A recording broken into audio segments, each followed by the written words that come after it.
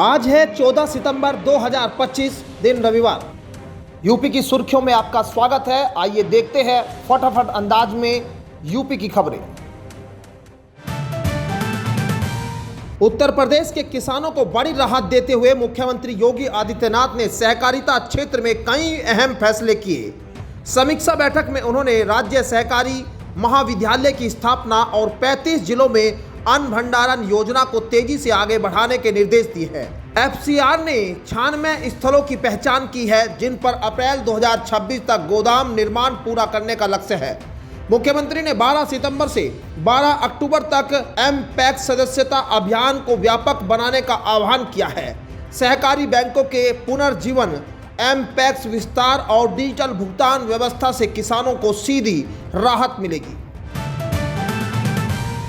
उत्तर प्रदेश लोक सेवा आयोग ने सहायक अभियोजन अधिकारी के 182 पदों पर भर्ती के लिए नोटिफिकेशन जारी किया है।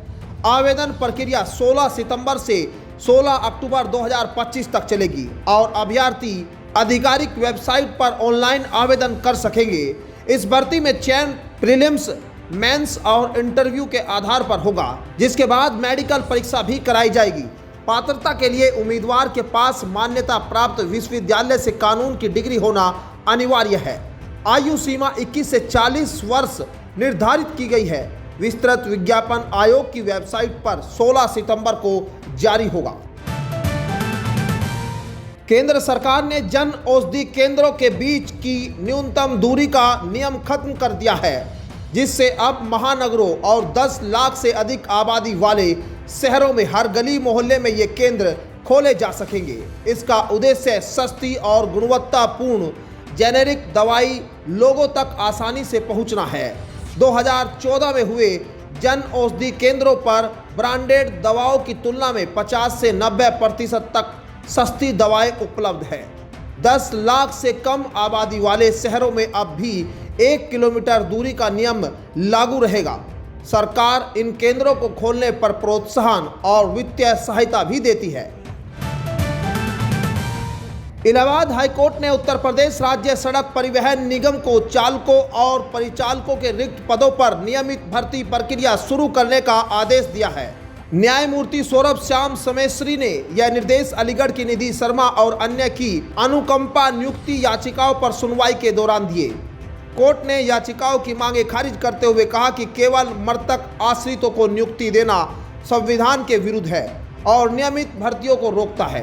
साथ ही निगम को निर्देश दिया गया है कि अनुकंपा नियुक्तियां हर साल नियमों के अनुसार की जाए और खाली पदों पर सीधी भर्ती हो। अयोध्या में इस बार दीपावली पर 26 लाख से अधिक दीपक जलाकर भव्य दीपोत्सव 25 मनाया जाएगा। 19 अक्टूबर को होने वाले इस आयोजन का मुख्य आकर्षण होगा प्रदूषण मुक्त ग्रीन फायरवर्क्स शो, जो अंतर्राष्ट्रीय मानकों पर आधारित होगा। सरयू घाट और राम की पैड़ी पर जलते दीप भगवान राम के आगमन का प्रतीक बनकर श्रद्धालुओं की आस्था को रोशन करेंगे। 10 मिनट तक चलने वाला ग्रीन आतिशबाजी शो संगीत, लेजर और आधुनिक कोरियोग्राफी से सजा होगा। पर्यटन मंत्री जयवीर सिंह ने कहा कि यह दीपोत्सव परंपरा और नवाचार का अद्भुत संगम होगा, जो अयोध्या की सांस्कृतिक धरोहर को विश्व स्तर पर स्थापित करेगा। उत्तर प्रदेश में पीएम सूर्य घर योजना के तहत रूफटॉप सोलर लगवाना अब और सस्ता हो गया है। जीएसटी दरें 13.8% से घटकर 8.5% हो जाने से प्रति किलोवाट लागत 3,000 से 9,000 रुपये तक कम हो गई है। यूपी नेडा का कहना है कि इससे लोगों का रुझान तेजी से बढ़ेगा और घरों का बजट बचाने में मदद मिलेगी। योजना के तहत 1 किलोवाट पर 45,000 रुपये सब्सिडी मिलती है, जिससे लागत सिर्फ 15,000 रुपये रह जाएगी और 3 किलोवाट तक पर सब्सिडी 1.8 लाख है। वेंडर और उपभोक्ताओं में इस बदलाव को लेकर उत्साह बढ़ा है। उत्तर प्रदेश सरकार ने प्रधानमंत्री आवास योजना शहरी 2.0 के तहत वित्तीय वर्ष 2025-26 के लिए 735.94 करोड़ रुपए स्वीकृत किए हैं। इस धनराशि से प्रदेश में आवंटित 2,52,605 आवासों के निर्माण में मदद मिलेगी। शासन ने हर आवास की जियो टैगिंग, फोटो और वीडियो रिकॉर्डिंग को अनिवार्य किया है ताकि पारदर्शिता बनी रहे। साथ ही राष्ट्रीय भवन संहिता और आपदा प्रतिरोधी मानकों का पालन करने के निर्देश दिए हैं। नगर विकास विभाग ने स्पष्ट किया है कि अनुचित उपयोग की स्थिति में राशि ब्याज सहित केंद्र को लौटानी होगी। इससे हजारों परिवारों को अपना घर मिलेगा। जालौन जिले की ग्रामीण गर्भवती महिलाओं के लिए बड़ी राहत की खबर है। अब कोच, कालपी, जालौन और माधोगढ़ तहसीलों के सामुदायिक स्वास्थ्य केंद्रों पर प्रथम संधारण इकाई खोली गई है। यहां स्त्री रोग विशेषज्ञ, निचेतक, बाल रोग विशेषज्ञ और अन्य स्टाफ तैनात किए गए हैं, जिससे अब सिजेरियन ऑपरेशन सहित जटिल प्रसव की सुविधा तहसील स्तर पर ही उपलब्ध होगी। पहले महिलाओं को जिला मुख्यालय या मेडिकल कॉलेज तक जाना पड़ता था, जिससे जोखिम बढ़ जाता था। अब समय पर इलाज मिलेगा और सुनिश्चित प्रसव सुनिश्चित हो सकेगा। इससे हजारों ग्रामीण परिवारों को बड़ी राहत मिलेगी। उत्तर प्रदेश पावर कॉरपोरेशन ने स्मार्ट प्रीपेड मीटर वाले क्षेत्र में नए कनेक्शनों के लिए इन्हीं मीटरों को अनिवार्य कर दिया है। इससे उपभोक्ता को 1 किलोवाट कनेक्शन के लिए 6,166 रुपये और 5 किलोवाट के लिए 15,470 रुपये तक खर्च करने पड़ सकते हैं। उपभोक्ता परिषद ने इसका विरोध करते हुए नियामक आयोग में जनहित प्रस्ताव दाखिल किया है। परिषद का कहना है कि बिना आयोग की अनुमति के दरें तय करना असंवैधानिक है और इससे उपभोक्ताओं पर अतिरिक्त बोझ बढ़ेगा। साथ ही 100 करोड़ रुपए के पुराने मीटर खरीद की प्रक्रिया पर भी सवाल उठाए गए हैं। राष्ट्रीय आय एवं योग्यता आधारित छात्रवृत्ति योजना परीक्षा 2026-27 के लिए धीमी आवेदन प्रक्रिया पर शिक्षा विभाग चिंतित है। विभाग ने सभी DIOS और BSA को निर्देश दिए हैं कि वे व्यापक प्रचार प्रसार कर छात्रों को जागरूक करें। लक्ष्य निर्धारित कोटे से 15% अधिक आवेदन जुटाने का है। ऑनलाइन आवेदन 27 अगस्त से 24 सितंबर तक चलेंगे। पात्र वही विद्यार्थी होंगे जो कक्षा 8 में अध्ययनरत और कक्षा 7 में कम से कम 55% अंक, SC ST और 5% छूट लाए हो। चयनित छात्रों को 1,000 रुपये प्रति माह छात्रवृत्ति दी जाएगी। परीक्षा 9 नवंबर को होगी। उत्तर प्रदेश सरकार सहकारिता क्षेत्र को सशक्त बनाने के लिए राज्य सहकारी महाविद्यालय की स्थापना करेगी। मुख्यमंत्री योगी आदित्यनाथ ने सहकारिता विभाग की समीक्षा बैठक में यह निर्देश दिए।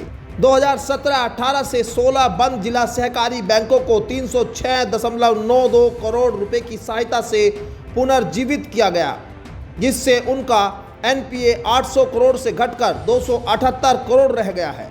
अन्न भंडारण योजना के तहत 35 जिलों में 96 स्थलों पर जनवरी 2026 से गोदाम निर्माण शुरू होगा। साथ ही 457 नए MPEX गठित किए गए हैं, जिन्हें उर्वरक वितरण के लिए ब्याज मुक्त कर्ज और डिजिटल भुगतान की सुविधा दी जाएगी।